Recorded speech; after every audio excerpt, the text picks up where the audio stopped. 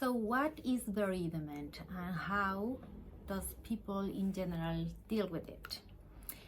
It's different for children and adolescents, so we will go to that in a minute. But I think the most important part that we need to understand is that bereavement is a natural response to the loss of someone.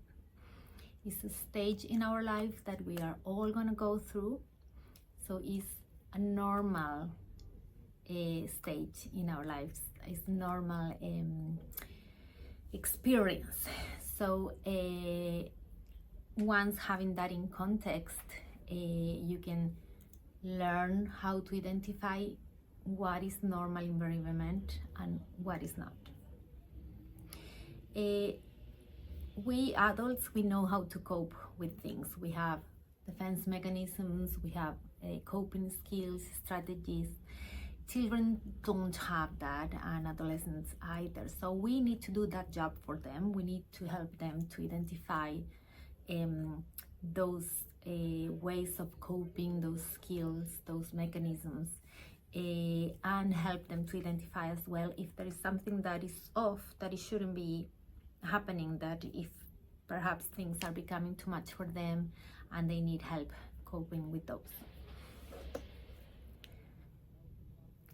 One way of helping your children is through creative expression.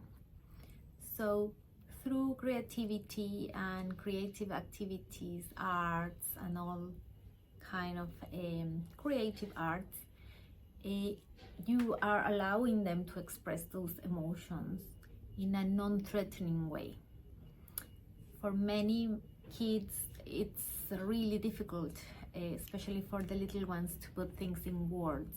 So putting things out there in the paper, out as a dance, as a performance, reading, writing is a really good outlet to let all those feelings out and express themselves. Another great outlet for these emotions is expressing themselves in collage, photography, reading stories, writing stories, creating moments where they can engage in conversation and tell stories about the person who has passed away, or doesn't necessarily has to be about that, but about perhaps giving the opportunity to talk about death and understanding how it works and how you can help them to create a narrative about what's going on for them at that time.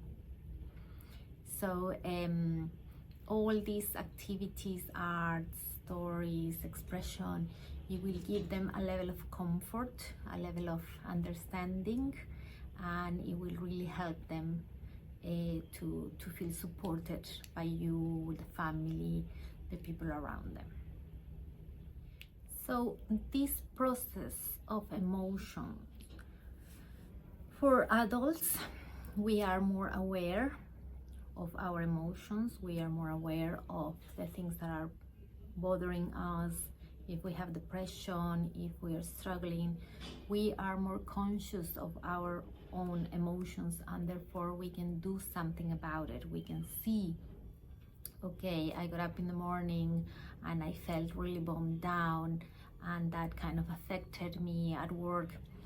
You can somehow have an understanding of the process and the repercussions of your feelings in your life, how they are affecting your life, how they are interfering. Children and adolescents might not have that level of awareness and understanding of their own feelings. They might not be able to put two and two together and say, okay, this that is happening, I'm fighting with my friends, whatever, is because of what I'm going through. So again, you will have to do that job for them of helping them to, learn about this process, learn about their feelings, how do they manifest, how they're being expressed, and your support and the support of parents and caregivers, teachers, etc. is crucial on this stage, in this time. having you and people around them supporting them will give them a sense of being with someone and not alone in this journey. And that is really something that everyone can do with in moments like this, when you are going through such a big stage in your life, something that has happened to you that you have absolutely no control over, and perhaps for children not much understanding. Must be really overwhelming and really it must give you a sense of hopelessness. But knowing that there are people around you that are helping, supporting you, and doing something, it gives you a better sense of control, a better sense of that there is something that it can be done, that you can help yourself and others can help you too.